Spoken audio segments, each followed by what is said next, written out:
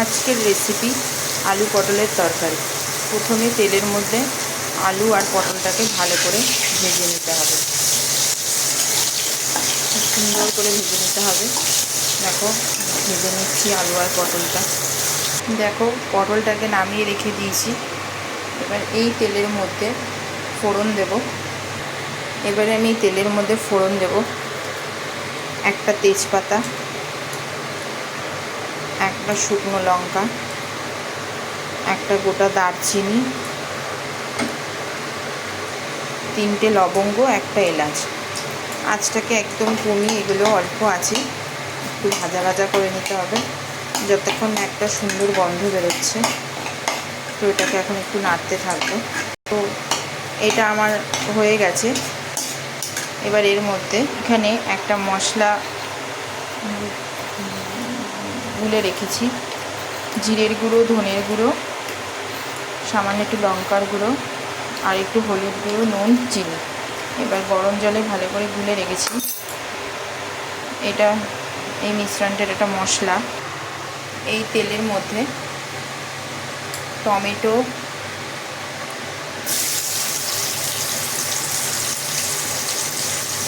দিয়ে দিলাম। এবার এটাকে একটু হালকা নাড়াচাড়া করবো, একটু হালকা নাড়াচাড়া করবো।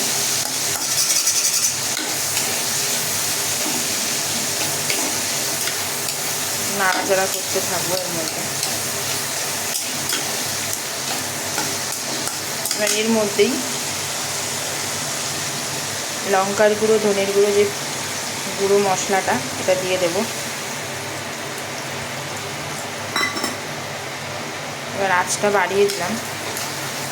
এবার ভালো করে এটা কষাতে থাকবো।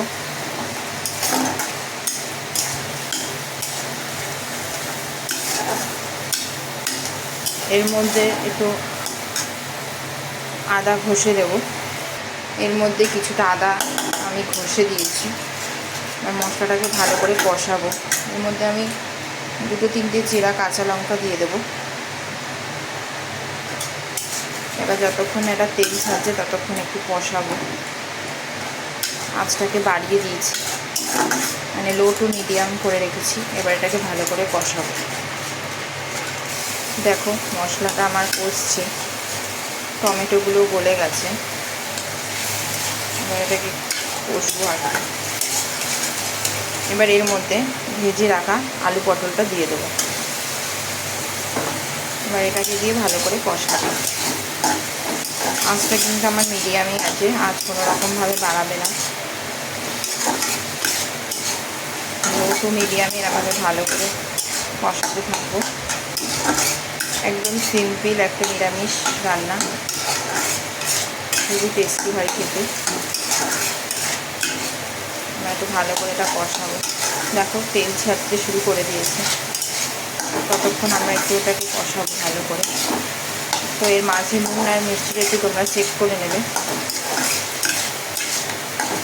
তো সুন্দর করে কষাচ্ছি। দেখো অনেকটাই গাঢ় হয়ে গেছে। এই পর্যায়ে আমরা একটু গরম জল দিয়ে দেবো, সামান্য অল্প। আবার একটু কষাবো। আঁচটাকে এখন বাড়িয়ে দিয়েছি। আমরা একটু ভালো করে কষাবো এটার সাথে।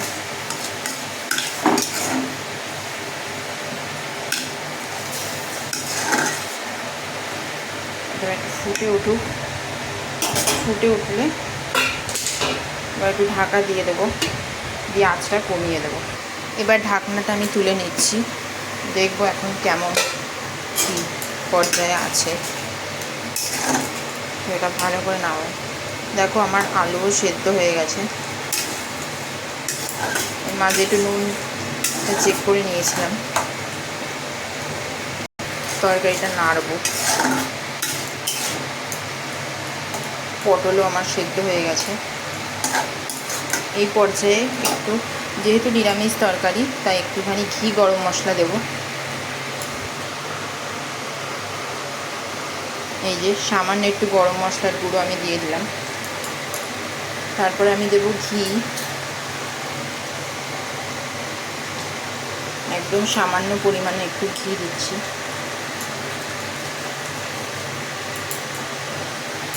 এটা একটু ভালো করে নাড়াই নেব।